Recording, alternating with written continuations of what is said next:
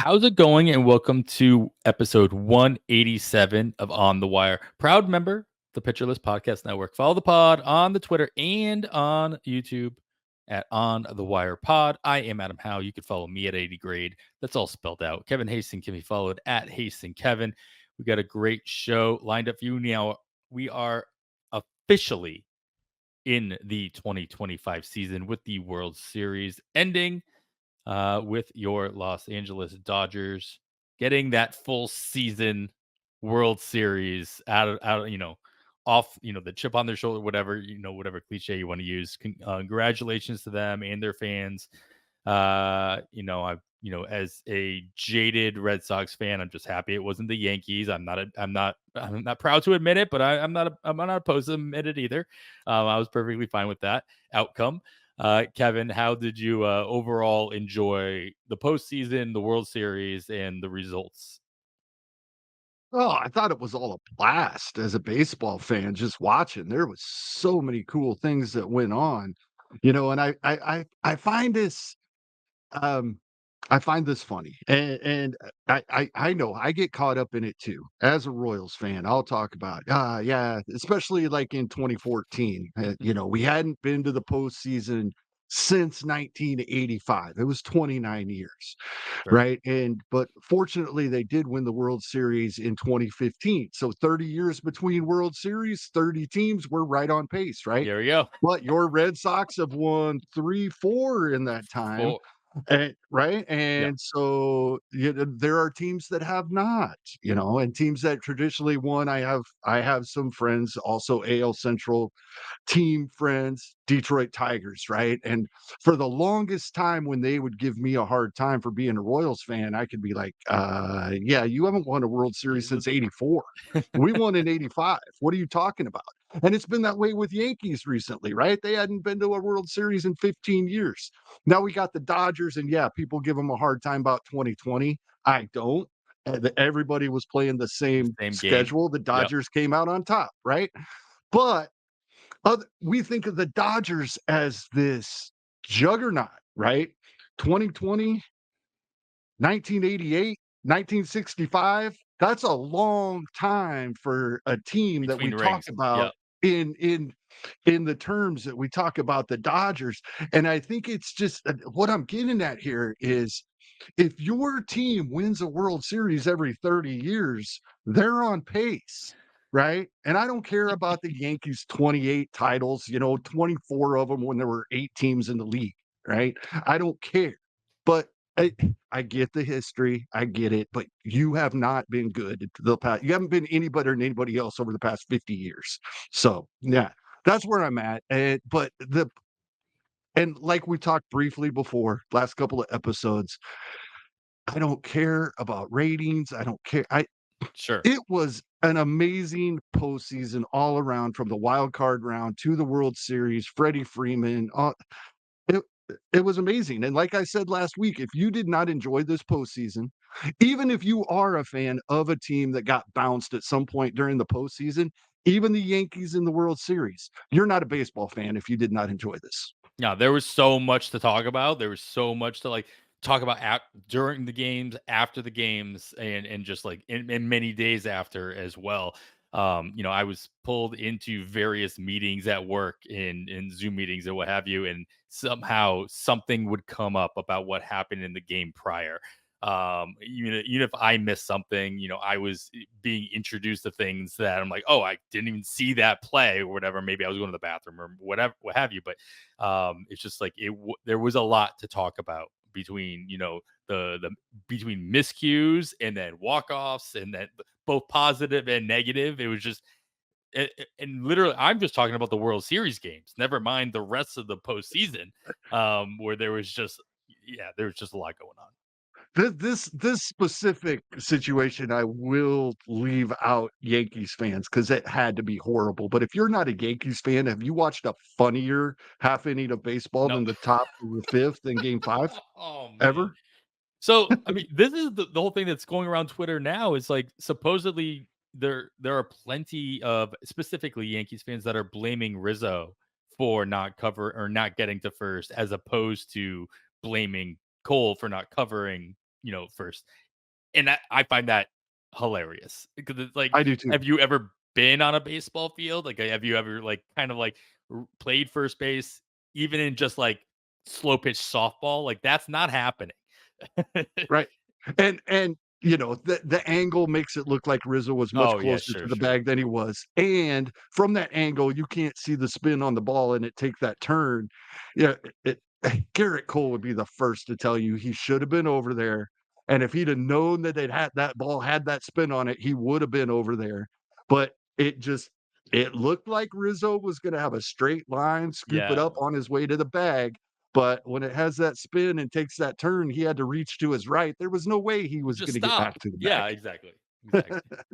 Oh man. It was great. Yeah. And of course, as a Red Sox fan, I'll always say, and I tweeted this out, it's like I did take some solace after they went down 0-3, realizing that they still had to have hope, right? Because the precedent had already been there for a team to come back after being down 0-3 in a 7-game playoff series. It's just, Right? unfortunate that, they have to look back at themselves historically as being the team that blew it out. And I may or may not had just finished watching The Comeback, that new Netflix sports documentary, 3-parter, um, which is pretty good, I was at game 4 of the 2004 ALCS, and game 2 of that World Series because I was like 22, 23 years old, and I had the stamina and the not anything else to do in my life to sit outside Fenway Park for 30 hours waiting for tickets. And it was a blast. It was like a memory I'll never loan. I'm sure I've mentioned this before on a previous show, but um, I may or may not have watched that documentary solely for the fact of seeing if could find myself in center field during from the camera angles of Dave Roberts' steal. And I definitely paused it many, many times. Unfortunately, I could not find myself. But if anybody has better eyesight than I do, and they recognize a 20-year younger self of me, please tag me, let me know. But besides all of that, Kevin, we don't have any more baseball to talk about. And we'll just throw out the elephant in the room because neither one of us are in Arizona, unfortunately. For first pitch, lots of great stuff going on out there. A lot of live episodes, a lot of live podcasts being recorded. I'm sure most, if not all of them, will make their way to the airwaves if they haven't already. So make sure you're checking out all of those. I know that Nick Pollock on the corner and Eric, they did theirs. Obviously, Sleeper in the Bus. Plaza was down there. There were a whole bunch down there Yeah, I recording. think they did, I think they're doing 10 live podcasts this year, and if they're not already, they will be available on the Baseball HQ YouTube channel. Oh, even better. Great. Oh, Yeah. did they record those in the past? Like for No, those? I think this is a first. Okay, yeah, that's cool. I had Yeah. not seen that in the past, and so that's cool to be able to see it. That's like one of the very few things you get to see. Like you get to see a visual of it if you didn't actually go. So it's just a nice little tease because you're gonna, you know what, all Yeah. these podcasts are gonna they're all gonna get sent out audio wise anyway on their feeds. So why not? So that's cool. But that being said, we are not going to talk about Arizona unless the Diamondbacks come up here. Because the thing I noticed as we were winding down, it felt like as soon as that final pitch was thrown, or that final out was made of the World Series, we got just a slew of news items that were coming through the wire, whether it be trades or guys getting claimed up of waivers or actually signings or retirements and things that like, very well could impact your viewpoint of certain players as you are doing these early drafts or as you're trying to navigate where players are going to be, what teams are going to have, what their rosters are going to be like and whatnot. So I figured let's just do a news and notes episode. Let's get all this stuff out of the way, get our takes on where all these players are going and what kind of impact they might have, and if this is their final stop. Because we've seen it plenty of times where there's always one guy that gets like DFA'd like by 3 teams in the offseason. And I'm curious to know if one of these guys is that guy that gets DFA'd like 2 or 3 times and finally either doesn't have a team by the time spring training rolls around, or he's already on his like 4th team. Um, so let's I start. I don't wanna jump the gun, Adam, but I really hope that the Angels move Soler again. I And texted my that buddy was that's an definitely one. Atlanta fan. The first thing I did was text my buddy and said, "You guys just did Soler dirty. Yeah. Why would you trade him to the Angels?" That seems to be a common thing every offseason. It's like, oh, why? And the Angels picked up a bunch of players. We'll go with this. Let's Yeah, just go with like a recap of what the Angels have already done, and let's see if I want to get your take of whether or not they're done or not. So as you alluded to, Jorge Soler was traded from Atlanta to the Los Angeles Angels of Anaheim nicely done. for Griffin Canning, which was a surprise because the first report that came out, it was just Soler, and you're like, oh, for a player, basically a player to be named later, and that player ended up being Canning, and I'm automatically interested in Griffin Canning again. Mhm. Now that he's not in Atlanta, not in Anaheim, and he's actually of all teams he could have went to Atlanta. Obviously after what they did with Raylo last year, in their history of obviously Chris Sale is Chris Sale. He's going to do what he's going to do. But let's because we have a lot of Angels to talk about. I want to get your take on Griffin Canning with Atlanta. Like first and foremost, is he's in the rotation, I'm assuming, unless they like see something or do something with him in the offseason that just makes him a long reliever or what have you. But if he is in that rotation in Atlanta, assuming they don't bring back Max Fried, if they don't fill that rotation spot with somebody else, what's your take on Griffin Canning with Atlanta next year? I like this a lot. So, my first trip to Arizona, there we go, I already blew not There you bringing go. it up anymore, was 2019, and in 2019, um, people like Eno Saris, Nick Pollock, Alex Chamberlain, the people that I went to Arizona to hear speak the first time I went, they really liked Griffin Canning, right? He had a lot of pitches, he and could throw them well. And then injuries have derailed everything over the past 5 years. I'm excited about this. I don't think we'll ever see the Griffin Canning that we thought we might 5 years ago. But to echo everything you just said, I don't think there's many places he could have landed where he'd be better off. And I do expect him to be a part of this rotation. Jason over at Roster Resource has him listed as the 4th starter right now. That means if they do somehow bring back Freed or another one of these guys, he would still have a spot. So I was very happy that, I was not very excited. The NFBC 50 draft that was doing for a couple of weeks that we talked about the last couple of weeks. I took Griffin Canning in, like, I don't remember exactly, 42nd, 43rd round, and I was not excited at all about it, Yeah, right. but it was a guy I thought could get me innings in the second half. Now he could be in a good spot getting me innings, and if I don't need him to the second half, even better. Yeah. I definitely can see Atlanta going out and getting another even if they don't bring back Freed, I can see them going out and getting another starter. That still keeps Griffin Canning in the rotation. The only quote fear would be when Spencer Strider comes back and everybody is still healthy, which is always a big if with any rotation, with any starting pitcher. That becomes a 6-man rotation, assuming Raylo is still in there, Schwellenbach's still in there, and Chris Sale is still healthy and going strong as well. Because Ian Anderson's not keeping anybody out, as you alluded to on Roster Resource. He is the And number 5 there currently.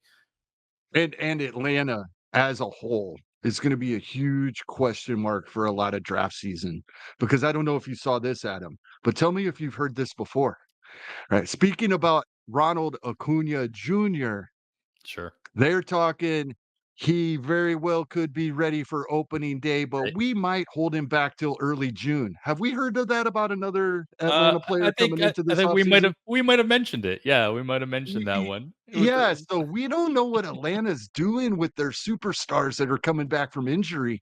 Both Acuna and, yes, Spencer Strider is who I was talking about there for those that may not have realized, uh, ready for opening day, but they might hold them back until early June. This is gonna be something we have to monitor through draft season.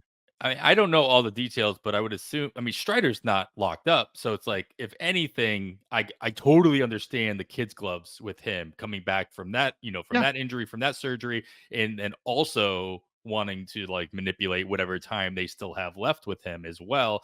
Acuna is locked up. I'm not, it's definitely not.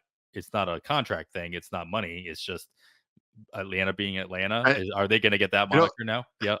this is what people don't wanna hear, and we're not gonna go too much into it because would be an entire, like, full day separate episode, but, what we saw from the Dodgers and other teams in this postseason with the postseason games, and it's not just the pitching staffs, it's also position players, we're unfortunately for fans, that it we're gonna start seeing Major League Baseball teams, operate like NBA teams, and we're gonna see guys getting a big load management on both sides of the ball, unfortunately, I'm afraid.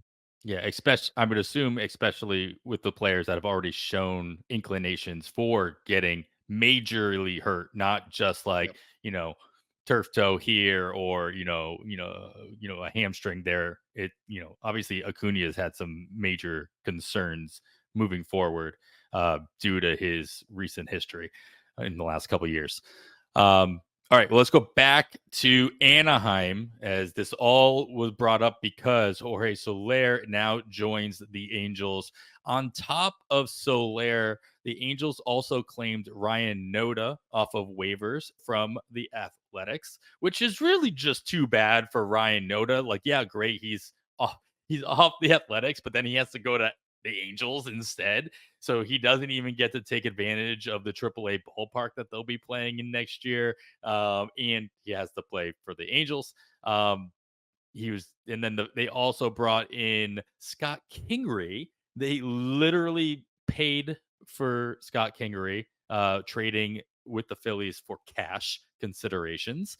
Scott Kingery, for all those who do not remember, had a torrid spring. Then without even making his debut, the Phillies locked him up for a long-term contract, and it seemed like the smartest move ever. And he immediately fell off everybody's radar from that day forward. Really, unfortunately, so the Angels get a bunch of bodies. Ultimately, Ryan Noda, Scott Kingery, and Jorge Soler, obviously all bats, not doing anything for their pitching rotation or their bullpen at the moment. So first and foremost, it's like, is Soler staying in Anaheim?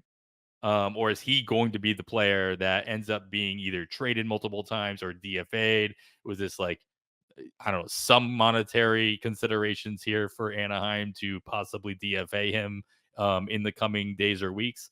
Or I can't imagine anybody's happy about this situation. Well, I was joking about Soler getting moved again. I think that, uh, the Angels are happy with this move, and he is going to hit cleanup behind Mike Trout and try to protect Mike Trout in that lineup. I think that's the move here.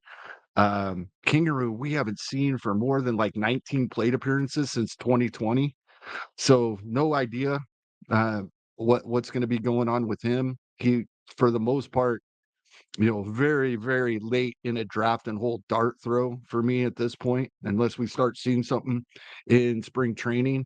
But, yeah, I think Soler specifically is gonna hit in the middle of the Angels lineup.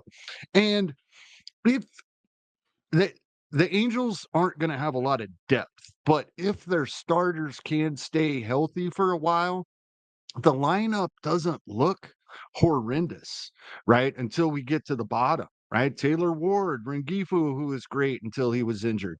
Trout coming back, Soler, Shanuel actually started hitting for a little power this year. Nito was 2020. Ohape, we talk about him as a catcher. He's still 24 years old. Then we get to the bottom and we have Anthony Rendon and Joe Odell. Joe Odell was better. I mean, he's great versus lefties, but small side platoon, if they get a large side platoon outfielder and then a new third baseman, the hitting lineup for the Angels, all jokes aside, doesn't look bad in my opinion, and not just doesn't look bad from a baseball point of view. I think there's some value here for our fantasy teams. I feel like this is an echo. Like, I just feel like this is something that we say, if not us, then others have said about the Angels literally every offseason going into spring training. You're like, you know what? This team could be good. And it's almost always on the offensive side, not so much on the pitching side. And they Uh, give us one little winning streak, yeah, just right? at the very So beginning. we start saying see, and then they just go off the cliff. Yeah. I don't see where Noda fits in here. I Obviously don't with either. Shinwell being, doing what he did, especially in the second half last year, he's obviously their starting first baseman. Noda doesn't really have a lot of flexibility, like he's either first baseman or he's DHing anyway.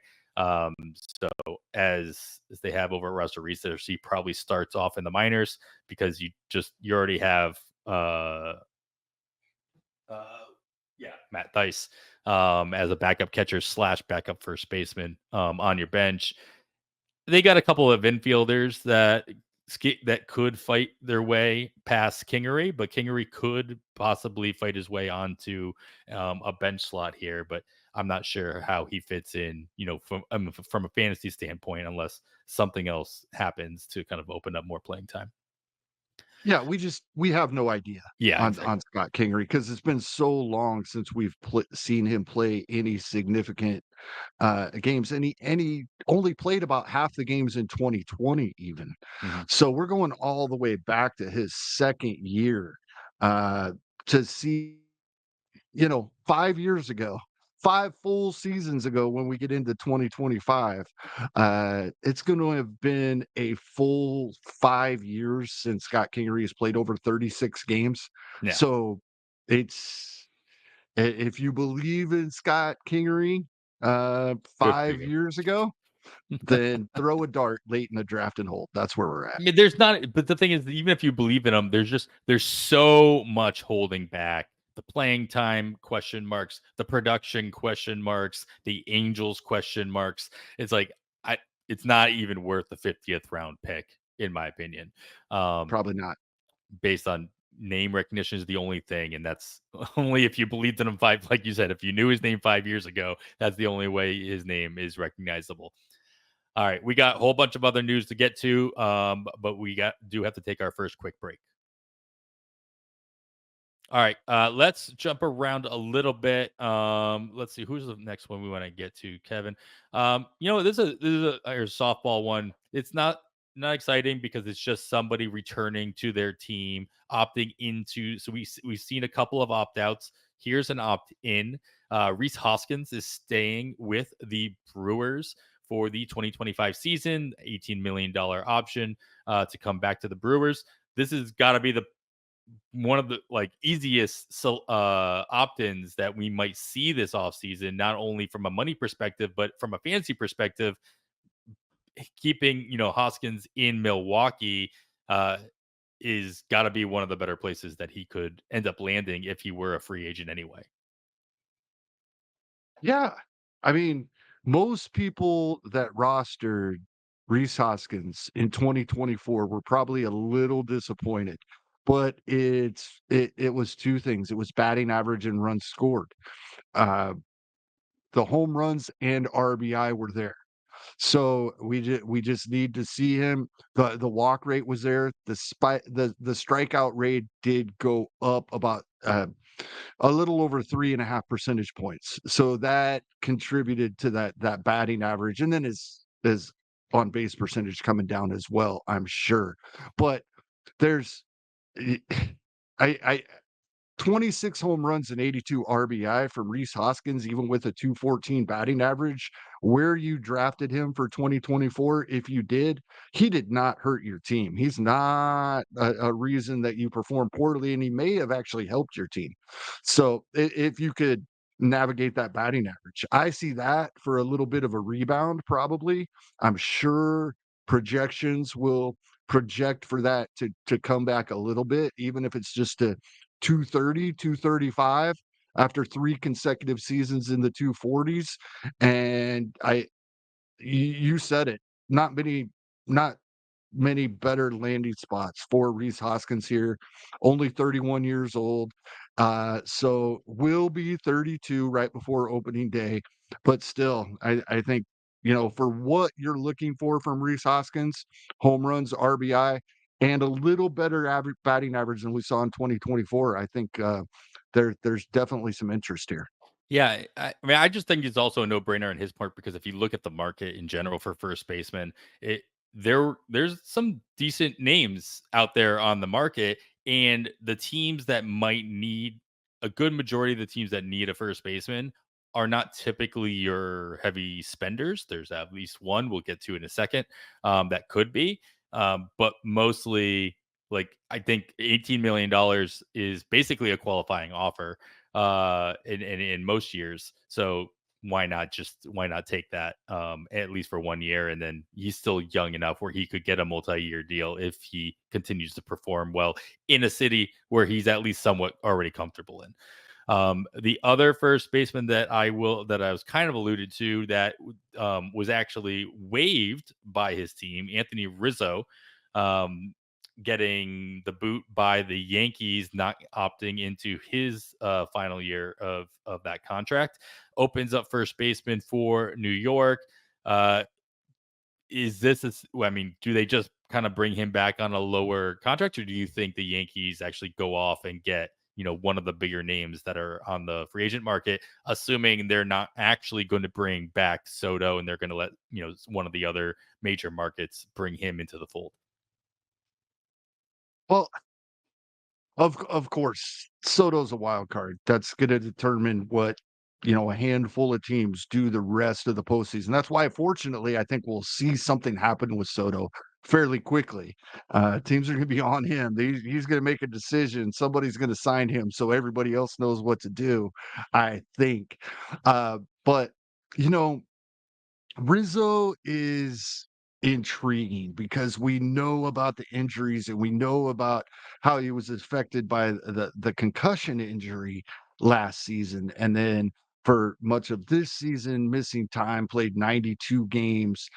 And we're only 2 seasons removed from 32 home runs from Anthony Rizzo in 2022, which is, not 2019, not even 2021, and I would say probably, right in line, if not a little deader ball than we saw in 2024. So, I I think that we're a little more removed from his injuries and that he's an afterthought in drafts right now.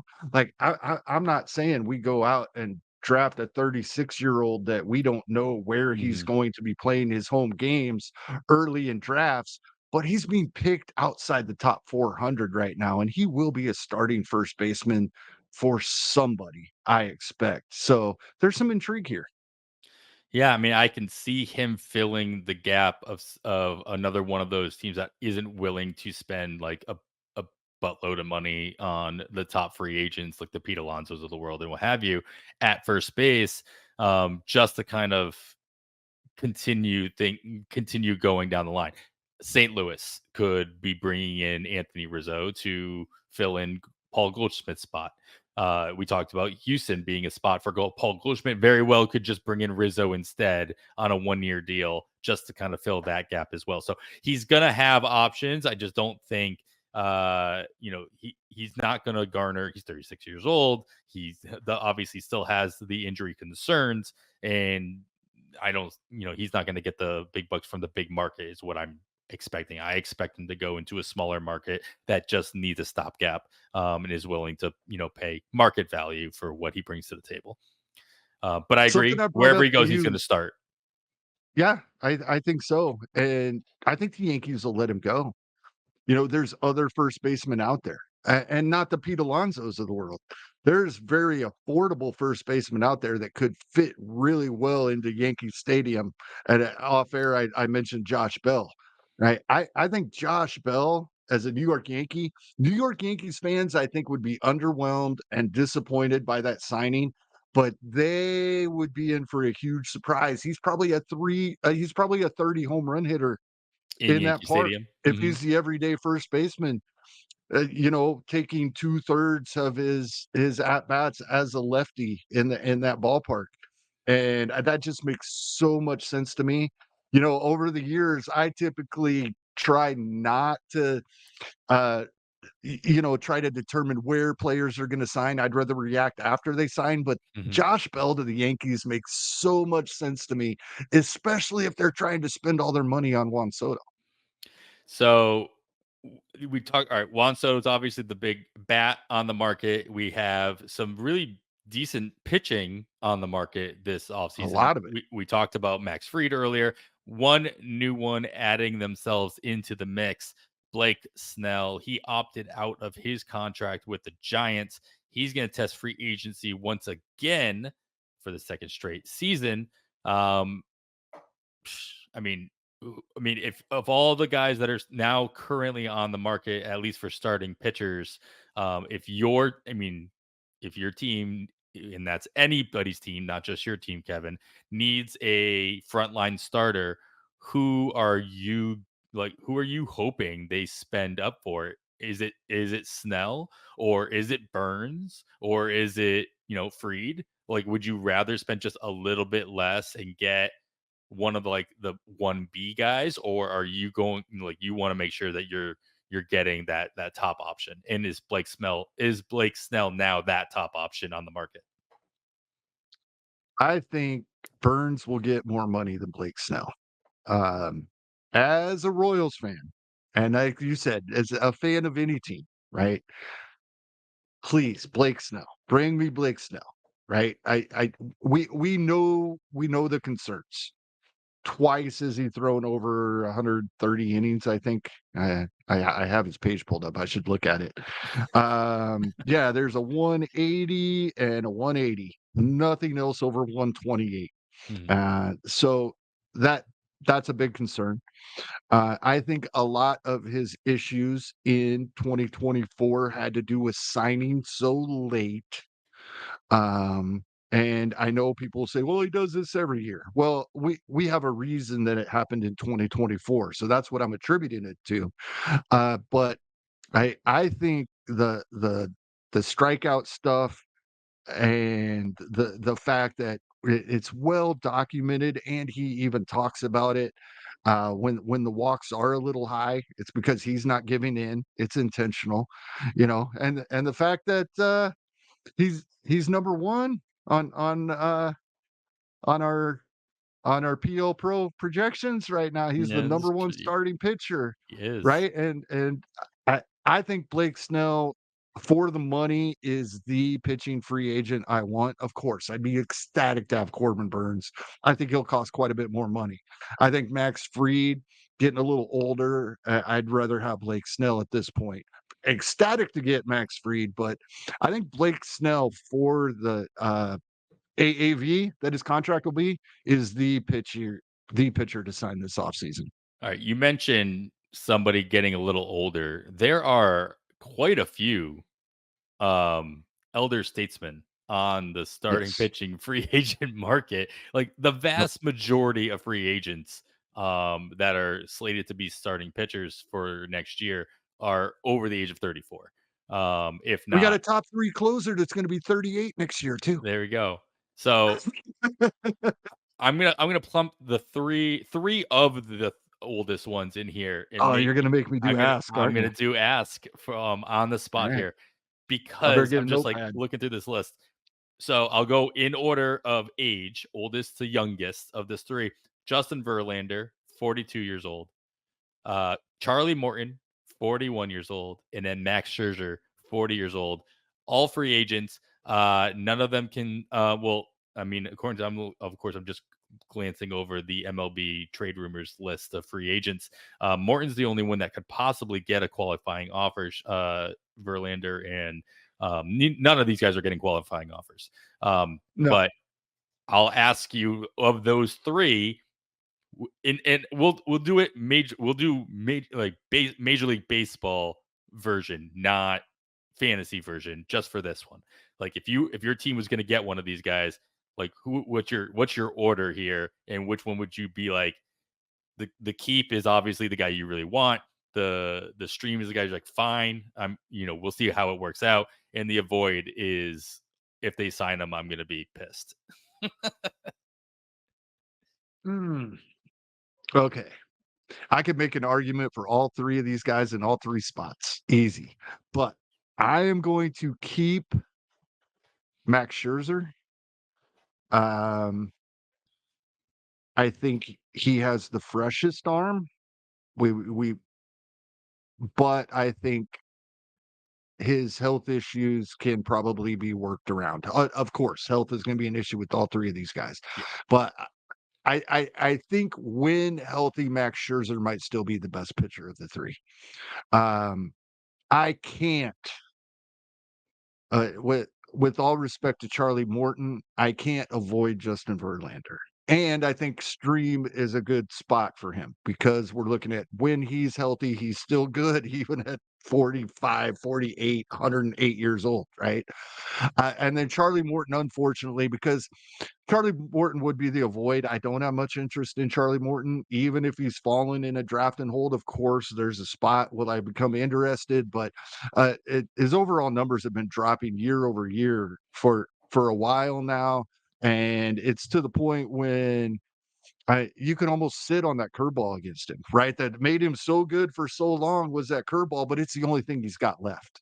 So unfortunately, I'm going to avoid Charlie Morton as much as I hate to say that. And then, yeah, Scherzer's my guy, and Verlander. It makes perfect sense to stream him when healthy. Verlander's just that guy that I'm just like, unless my team, like, if the Red Sox were to find a way to sign him for a 1 year deal, just to kind of see is running on empty, they'll get that last thing out of the tank. I will find the way to be like, yes, I'll find a way to get excited about it. Be like, great, the jersey on the front is the one I'm rooting for. Not so much the one in the back, but if he signs with anybody else, and be like, well, they shouldn't have done that. Like, I'm not sure what's left here for Verlander, and obviously he's the type of pitcher who will very easily prove me wrong. It just seemed like he couldn't do anything, especially down the stretch for the Astros in September, and what have you. So whether or not he was pitching through any kind of an injury, or it doesn't even matter. It's just a matter of how does that going to translate into April. And I'm not, confident that we're going to see something. But he's got the name So I power. have a question for you, Adam. Here's my question for you. I know in the past that it's been kind of like taboo for these starting pitchers. Like they don't want to hear the possibility about getting moved to the bullpen. But now that we're seeing how teams operate, and it's obviously a way to improve odds of winning baseball games. Somebody like Justin Verlander, who isn't down that much in velocity, even for his age, 93.5 on the four seamer. It was 94.3 last year, so less than a tick down. And it's never been above 95.3, right? So it's only 2 ticks down from his career high, right? Well, going back way early in his career. It's only 2 ticks down over the last 15 years. Um, if you could get those 2 ticks back, throw in shorter stints, could could you convince somebody like Justin Verlander to, "Hey, we want you for 5 or 6 outs every 3rd day," because I think he could still be very effective in that role. That's really up to him. I mean, right? He's got to be at that point where he's okay with that. Now, it's just one of those things where it's like, I would love to see, this is what I would love to see happen. I would love to see Scherzer and Verlander both sign in Detroit this offseason. Just to have them back with the Tigers, where they're at as an organization. 2 Just inning openers every 3rd day? Yes, I they could love it. also use a solid closer. Like, they could also use Yeah, somebody that could do, they could do not openers, maybe let them be 2 inning, closers, at the end, and to have that presence for that young core coming up. Nobody's gonna overtake Turk Skubal. Nobody's gonna overtake, some of the other, like, really those guys. You're not expecting that out of Verlander or Scherzer at this point in their careers. You're just trying to get whatever you can out of them, and what they bring to the table not only is, obviously the experience, but they also have the experience of winning. They have the experience of competition, and they can instill that onto this team that just got a taste, right? They just got a great taste, maybe a year early, maybe it was the right time, whatever argument you want to make for the Tigers. I would just love I to love see that. something like that. It's been well over 15 years since Bill James wrote an article about how we were moving towards pitchers pitching 3 innings every 3rd day. And it went back to the 1800s. I wrote an article about his article, right? It's like 16, 17 years ago. And or no, I wrote it 5 or 6 years ago, and at the time, his article was already 10 years old. Hmm. But, people talk about the, 60s and 70s, all these complete games, and yes, there were a whole lot more than we see now, that's for sure, but it was already in motion. People because it was such a subtle difference, people didn't realize it. We were already seeing more and more relief pitchers getting used, not because it had anything to do with what pitchers are capable of doing as far as stamina, but because it gave them a better chance to win games. That's the thing, better chance to win games. And at the time, well over 15 years ago now, 3 innings every 3rd day is what we're on the way to. Dodgers just showed us in the postseason that it may even be less than 3 innings every Yeah, 3rd day is what we're on the way to. We talked a couple weeks ago, it's really hard to do in the regular season. You burn your bullpen, exactly. but if you're only using them every 3rd day, right? Because you're getting 2 or 3 innings out of them instead of just 3 or 4 outs, I right? mean, I wait. think guys like Scherzer and Verlander at 40 years old are perfect for this. What you're I talking I about is I just think Verlander can still give us 98 for 3 innings, right? for 3 innings? Sure, Yeah. not maybe not every single outing. So, because what I'm picturing here is that basically you're taking his bullpen day and you're making him an actual, putting him actually in the bullpen, and actually putting him on the field instead of just, throwing in the bullpen on his Mhm. halfway through his, rotation spots. He closes on bullpen day and There you opens on go. his starting day, right? There we Yeah, go. there you There we go. you get the first guy We to we need a team, Adam. We need a team. there we go. We can make this happen. We got it. We got this.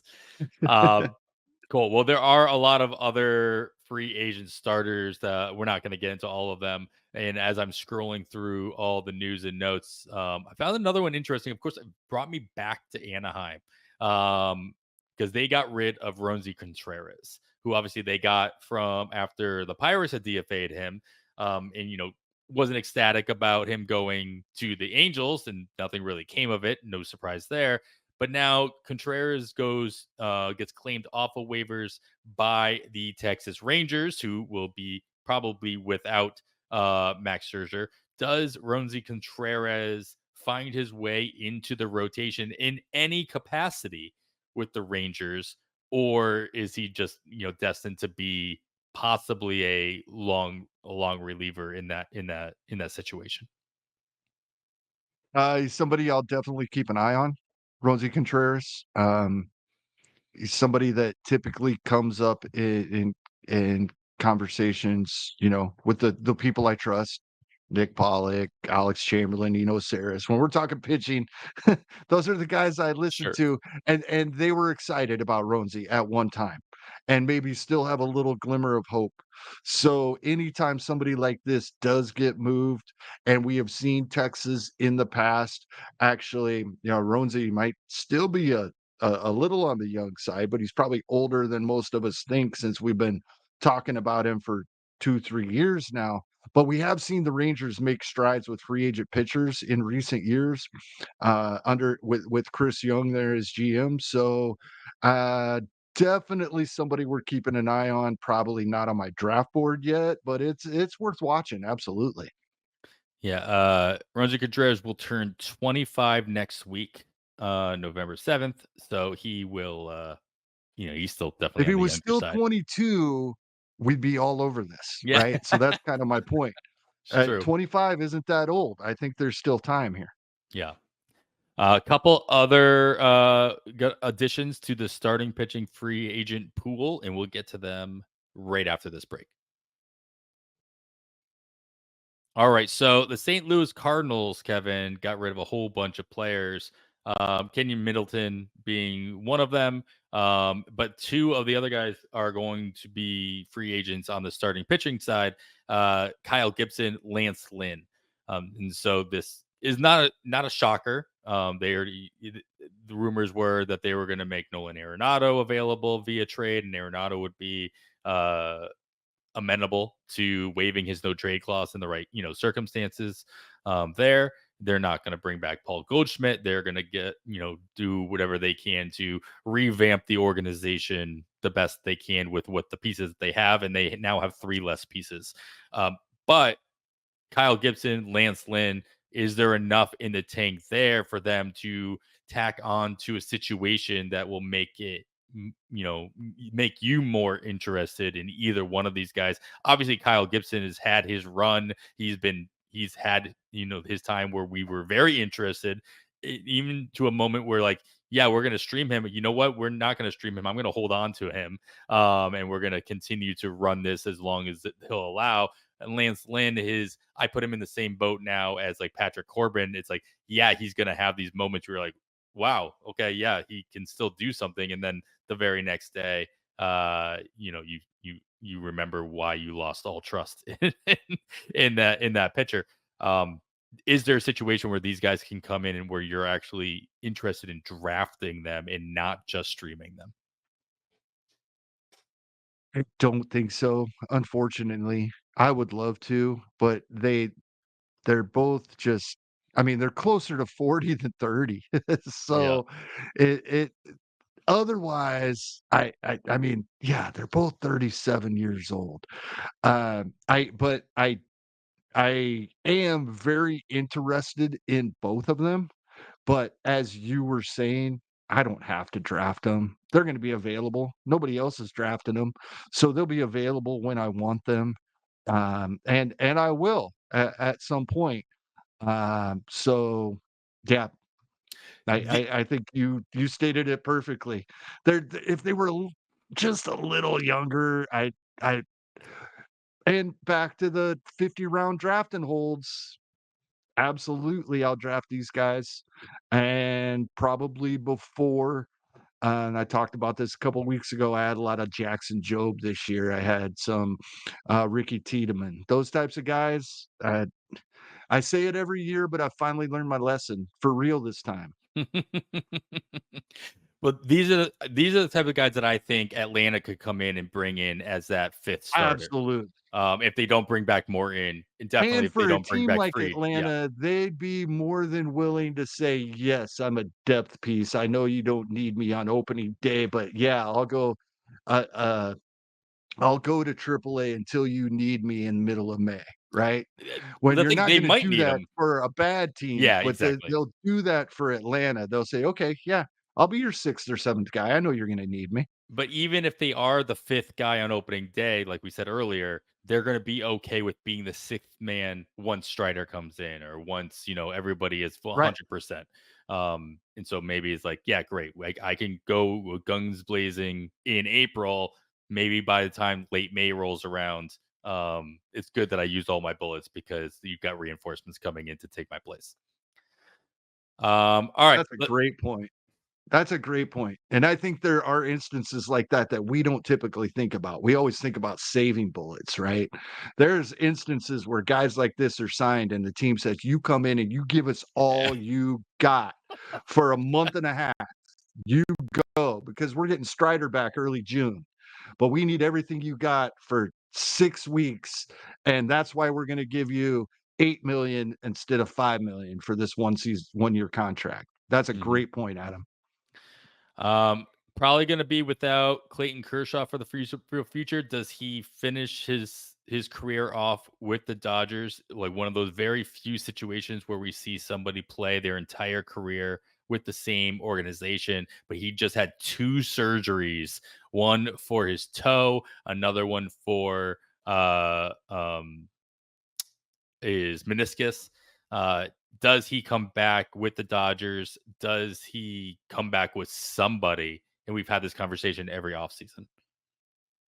Yeah, there was a time when I thought he might, I thought he might go pitch for Texas a couple years ago, but, if Kershaw pitches, it will be for the Dodgers. Otherwise, he retires. After what we saw during the parade, I don't think there's any question about that. Yeah, fair enough. All right, let's see. The Rays picked up Brandon Lowe's option for 2025, and then the Cubs picked up Cody Bellinger's no, sorry, Cody Bellinger opted into his contract, if I'm remembering my tweets Yep. correctly. So both these guys back with their teams returning for the money that was on the table. Obviously, Lowe's a little bit less than Bellinger's. Um, I mean, were either one of these a surprise to you? They weren't for me. I'll just put that on the table. Like, especially with Bellinger's money on the table in the season that he put forward, slightly more on the disappointing side than he probably would have liked to have like gone into free agent with on his back. Um, I mean, with the Cubs being where they are at, do you expect them to do anything to kind of build around, or does it continue to build from within and hopefully and just kind of cross your fingers and hope for the best? Well, the Cubs are always intriguing, right? Because we know they have the capability of spending more money than we've seen them spend over the past, few seasons. I expected this for Bellinger, like you said, I think we all did. What he 25 million, I think? Yeah, and he didn't have a season where he would get that. Maybe he coulda got a multi-year deal, but it wouldn't have been close to an AAV on there. In fact, his AAV might have been below 12 and a half for a 2-year deal. So 25 million for 1 year is a Yeah, no-brainer. But and we've talked about this. I feel better about Bellinger coming back to the Cubs than I do about him going other places. I feel like he's comfortable there and in that lineup. Still not very interested at all, but the fact that he's a Cub, I love. Brandon Lau, I love this, and this goes back to last week's show with, Kyle Bland, and I think he might have actually brought Brandon Lowe up by name specifically as one of the guys that, on the PLV projections is gonna come out a little higher than people might expect. He's the 53rd hitter when equalizing everybody to 600 plate appearances, which right. is the version we have right now. 25 home runs, 8 stolen bases, almost 80 RBI, and well over 80 runs scored with a batting average that doesn't hurt you at all. And I think that might surprise some people. And Brandon Lau has become one of the players that was an overrated, overdrafted young player to a guy that is very valuable because he's not the superstar people were drafting him for, but he is very solid, and his draft stock has dropped more than that. It's overcompensated, I feel like. I'm really interested in Brandon Lau and happy that he made this move. I think it's probably the best situation for him. That sounds weird to some people, I'm sure, but you know, maybe he could get more plate appearances, at bats, other places, but I think he's in a good spot here. Fair enough. Um, the another opt-in or pick option that was picked up, and this just came through just a little while ago. The Dodgers, the World Series champion Dodgers, are bringing back Miguel Rojas on a $15 million option that the Dodgers were able to pick up.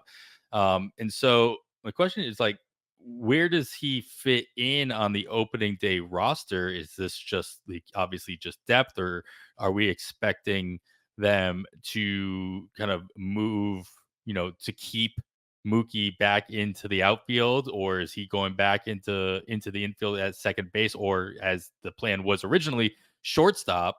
Like well, obviously with Tommy Edmond there and what and the other pieces. I felt like shortstop in the middle infield in general for the Dodgers all season was in constant flux. Like we almost expected them to make some kind of big trade. Obviously, all the rumors were like Willie Adames, being the trade that everybody kind of saw as the obvious choice there. They instead decided to go smaller potatoes, if you will, with Edman and Rojas, and kind of filling in the gaps here or there. Gavin Lux is still in the mix here, obviously with the Dodgers. What are you expecting? I guess out of it, specifically the middle infield for the defending champs going into 2025. I'm expecting a lot of similarities in 2025 to what we saw in 2024. Miguel Rojas was thought to be a backup, an afterthought, and we got over 330 plate appearances out of him. That doesn't sound like a lot, but for a guy we thought was going to be small side of platoon, that is a lot. And I think that's what we're looking at going into 2025, and maybe even a little more. I think Mookie Betts at shortstop is done. So that's one less player there. Tommy Edman being back and having the great postseason he had, but he was amazing out in the outfield as well. So I think we're going to see Miguel Rojas get at least the 330 plate appearances, maybe push 400 plus. This isn't a guy we're drafting in redraft leagues. I mean, his ADP's around 700 right now. We don't have to draft him. That's the point. Even if you want him, you don't have to waste a draft pick. You can pick him up later. But in draft and holds, this is the kind of guy that can be golden late in the year because these guys become more and more valuable to their real teams the later in the season it Sure. gets when we need them. And that's when they finally start getting more plate appearances as teams start building up injuries and just fatigue and needing off days. I love this for Miguel Rojas. And yeah, it was a no brainer for the 5 million it took for the Dodgers. I think he, uh, easily earned that in 2024 and will again in 2025. Not to mention no brainer on the money side, but no brainer on the availability side. Like, look at the middle infielders that are available for on the free agent market right now. At specifically at second base, Gleyber Torres is probably the top choice. Tyro Estrada up there as well. But the rest of the names on here are nothing that I don't expect any of them to find themselves in a starting gig come opening day unless something magical happens. On the shortstop side, And obviously we talked about Willie Adames, but the rest of the names there are not impressing me either. yeah, and it's really easy when we're looking at players like this in the late rounds, excuse me, of a draft and hold to say, I need power. I need stolen bases. Well, how about a guy that's going to hit 280 and give you just a little bit of both of those? That's so valuable. Just going to be glue. I mean, just going to be Yeah. like somebody that can make you that can just hold his own through the week that you need him to be plugged into. Maybe the 2 weeks. Not somebody you're relying on, but somebody that you're like, "Or I'm in a tight spot. I'm so glad I have a guy like Miguel Rojas on my bench that I can just throw in there in the middle, it maybe at the util spot if necessary." So yeah, I thought it was a no-brainer all around there. So unless your team is going to trade for a major name, Willie Damas picked a really good year to be a free agent shortstop. Yes, Just he did. as opposed to like literally any of the previous like 2 or 3 seasons where I feel like there's been a plethora of shortstops available, or at least a good Yeah, amount. because you know what's crazy about that is, you know, in most in most seasons, we'd be talking about, yeah, he's a Milwaukee Brewer, right? But there's gonna be such a demand for him that the Brewers are probably priced out of the guy they already had on their team. Right. It's crazy. um All right, let's see what else happened here. Let's close this out here. Well, of course, the Garrett Cole saga continues. He opted out of his deal, but that was just a monetary thing for agent Scott Boras to get more money. And the Yankees are expected to pick up to basically they have a void card where they can just give him an extra year on his contract for just pocket change, Yeah, $36 million. 36,000,000. Yeah, yeah. Or we could look at this as Scott Boras and Garrett Cole are not confident that he's gonna be able to sign another multi-year deal at the end of this one. Mm, sure.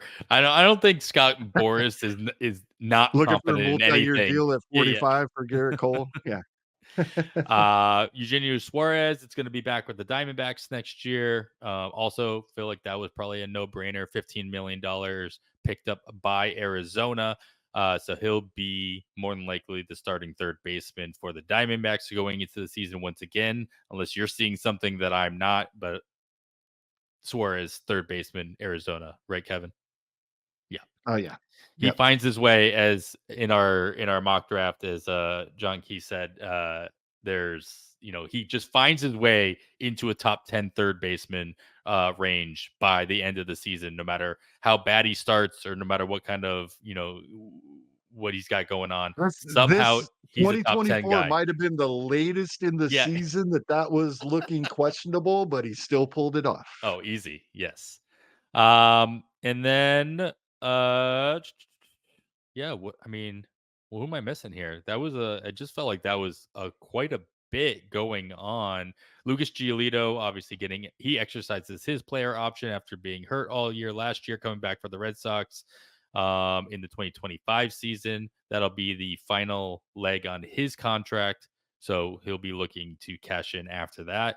The A's traded Daz Cameron to the Orioles. So, outfield considerations for the Orioles continue to pile up. Can Daz Cameron actually do anything in Baltimore? Or is Daz Cameron going to be the guy that ends up being DFA'd 3 or 4 times? Yeah, that's possible. We've seen this with Daz Cameron. He's somebody that, uh, I think I speak for everybody, that he's a guy we root for as Mm, baseball fans, but, yeah, he's gonna be a streamer when we need him and when he's available and getting the playing time. sure. No matter where he ends up Yeah. finalizing his jersey. Uh, Back to Arizona, Grandel Gittrick did decline his end of the mutual option that he had with the Diamondbacks. So, unlike Suarez, he will be a free agent and be leaving the Diamondbacks. Gritchick, just that type of guy that, and like, unless he ends up going to a strict pitcher's park, like he's gonna find his way into it seems like he's just like very similar to Tommy Pham, where he's like he just finds his way into a situation that will benefit him at least in a short term. What kind of a rule do you expect to see Gritchick signing himself into?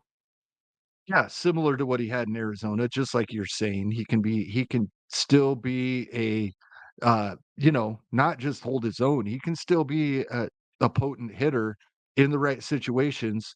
It's gotta be a team that has roster flexibility. My first inclination for a guy like Grichuk is, man, I'd love to have him on the Kansas City Royals, but it's platoon outfielders, first base, DH that we're crowded. Like, we may need somebody better than everybody we've got at those positions, and I don't think that's Randall Grichuk. I think Randall Grichuk is a great, like, support guy in that role. So, for a team just like he did it for Arizona over the past 2 seasons is somewhere he'll catch on. He could catch on to a, legitimate contender because those are the teams that may not need him as often, but when they do need him, they know how he can perform. I could see him with the New York Yankees, with the Dodgers, with Atlanta, Houston, yeah, all these contenders that we've seen over the past few seasons, and the way that we're seeing teams, you know, send their players out there, a guy like Richard could fit right in. Yeah, and Grichuk at 33 years old, he'll be 33 at the start of the season. Not maybe at a point where he's not necessarily looking for the opportunity to play for his next try to multi-year contract. He's not going to get a multi-year contract probably here as a free agent. But like that there's the certain types of players that are like coming back from injury. Maybe that's like the Bellingers of the type and what have you, or had an off year. They're looking for that 1 year deal so that they can basically apply for a multi-year deal. I'm not sure going into like a 1 year deal for Grichuk is so much his like launching pad for a 3 year deal through his age 34, 5, and 6 season. I think he's gonna be ultimately just that type of guy who's like willing to play year. Maybe somebody gives him a 2 year deal or a 1 year plus an option once again. And he's willing to play through that until he just can't do it any further. If I'm doing my math right, he's already got his 10 years under his belt. So he's got his, he's probably qualified for all the pensions and all that good stuff that players get after the 10 years of service time. And so I think he's just happy to continue to play the game, as long as his body will allow him to do that. Um, cool. Well, Kevin, I mean, I'm sure it was just fun to start the off season so quickly. And as you mentioned, like, I think we're going to need to see a big move, and we're talking, Soto type move in order to see more dominoes fall, to start seeing more of the bigger names sign, especially on the offensive side. But honestly, somebody like Soto is also holding up the pitchers as well, because Yeah. there's only so much money that can go around, and if a team is willing to give it all to Soto, that's going to dictate the rest of the money going elsewhere as well. So it was just fun to kind of catch up on all these little things, and they're these little tiny dominoes that are going to, like, some teams are just trying to make room, some teams are trying to get rid of payroll, some teams are literally making moves that they think are going to be beneficial to them come March and April, as they try to set up their rosters for success. Uh, I got one more player. oh, who am I missing? I got one player I wanna bring up, and I don't think we heard much news on him recently, but he's somebody I think people might be forgetting about. I might have briefly mentioned him last week or the week before, but I've been looking a little more closely at Kyle Wright. So the Kansas City Royals signed Kyle Wright last offseason knowing he would not be available all season. They've done this before in the past with, Chris Medlin, another former Atlanta player at the time, that they did get, was a successful signing, I think. They got some very good value out of him. So we've only seen Kyle Wright throw over 38 innings one time in his career, but that was just 2 years ago. 2022 is when we saw his breakout, the 21 wins, 3.19 ERA, and then he had 31 innings in 2023, and we did not see him at all in 2024. His surgery was all the way back in February of 2023, so we should get him back in spring training, and if not ready to go early in the season, he's an afterthought even in the draft and hold drafts right now, going after pick 600 and a 685 ADP. And this is somebody I'll be interested in redraft leagues, late rounds, come springtime, if we see him on a mound and performing anywhere close to velocity wise. And we know the location will probably be off. That's always the last thing to come back. But if we see velocity and building up of innings from Kyle Wright in spring, this is somebody I'm going to be very interested in. Again, he's going to be he'll be 29 years old. It's his age 29 season, and we've had one out of him over 38 innings, but that was 180 innings of Cy Young baseball.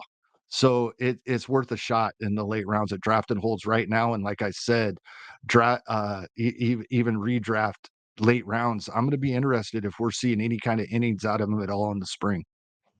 Do you expect him to start the season in the rotation, or do you expect the Royals to make any kind of moves that would end up basically kind of pushing him back? And I'm not saying they're going to Atlanta the situation where they're going to, you say, hey, maybe we'll hold him back until June.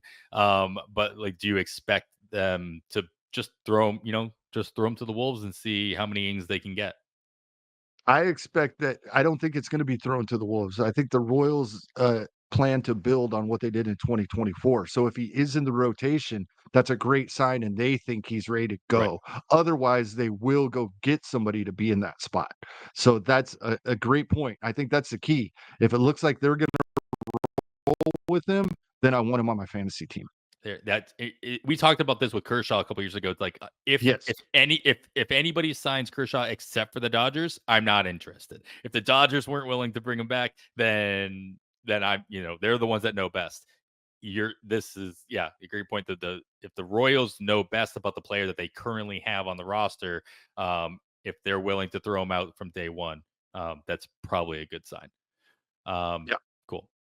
All right, Kevin. Well, I think that's a good place to stop for the news. In addition to Kyle Wright, is there any other things you can leave us with as far as kind of final notes here as we continue to truck away at what is already becoming draft season for 2025? I don't think anything really specific this week, but guys like Kyle Wright, right?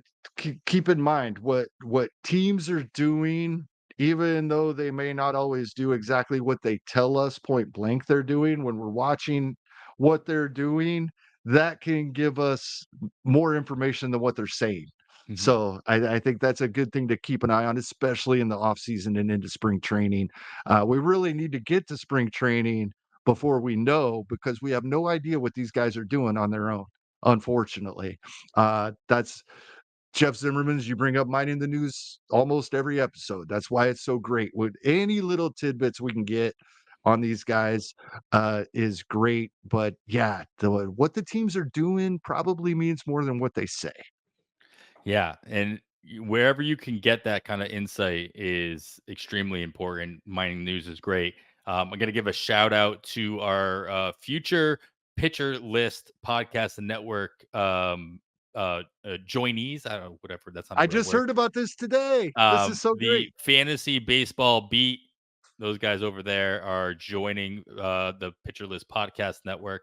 And so their next episode that they put out will be right alongside ours. So that is amazing. Welcome to Mike, Chris, and that whole team to come on over, and Dave as well. So I got several text messages from Mike Carter, who is in Arizona mm, today. But yeah, he did let me know that that was the case. So great to have them on board, and I miss you, Mike. I'll see you next year for sure. yeah.